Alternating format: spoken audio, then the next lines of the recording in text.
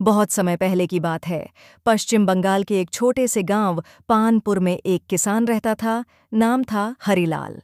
हरिलाल के पास ज्यादा जमीन नहीं थी, लेकिन उसके पास एक छोटा सा बागान और एक छोटी सी पशुपालन की जगह थी। वहीं पर उसकी सबसे प्यारी थी एक मुर्गी, जिसका नाम था चिंकी। चिंकी बाकी मुर्गियों से थोड़ी अलग थी।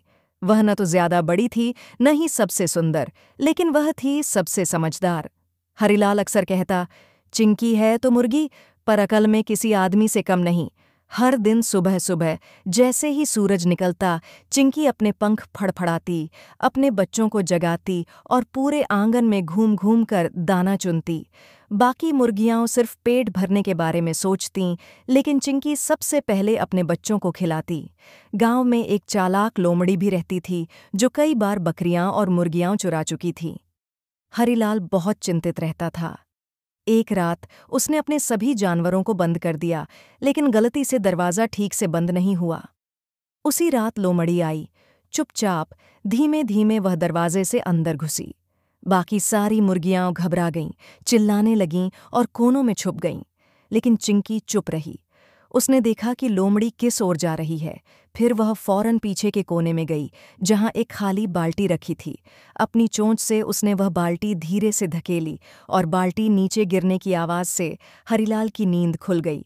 हरिलाल दौड़कर आया और लोमड़ी को देख लिया। वह डंडा लेकर दौड़ा और लोमड़ी डर कर भाग गई। उस दिन के बाद गांव में सब कहने लगे, वो कोई साधारण मुर्गी नहीं, वो तो बहादुर चिंकी है। कुछ दिनों बाद गांव में एक प्रतियोगिता हुई। सबसे समझदार जानवर। लोग अपने पालतू जानवरों को लेकर आए, कोई बिल्ली, कोई कुत्ता, कोई बंदर, लेकिन हरिलाल ले आया अपनी चिंकी मुर्गी को। प्रतियोगिता में एक से एक मुश्किल चुनौतियां थीं। एक जगह खाना छिपाकर रखा गया था, एक जगह दरवाज़ा खोलने की तरकीब ढूंढनी थी और एक जगह किसी को रास्ता दिखाना था।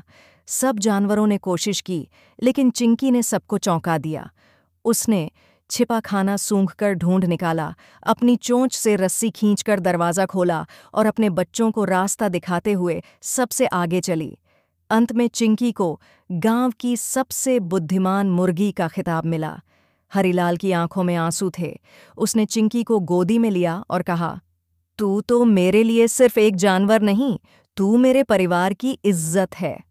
कहानी से सीख, बुद्धिमानी और बहादुरी शरीर में नहीं, सोच में होती है। छोटे से छोटा जीव भी बड़ा काम कर सकता है।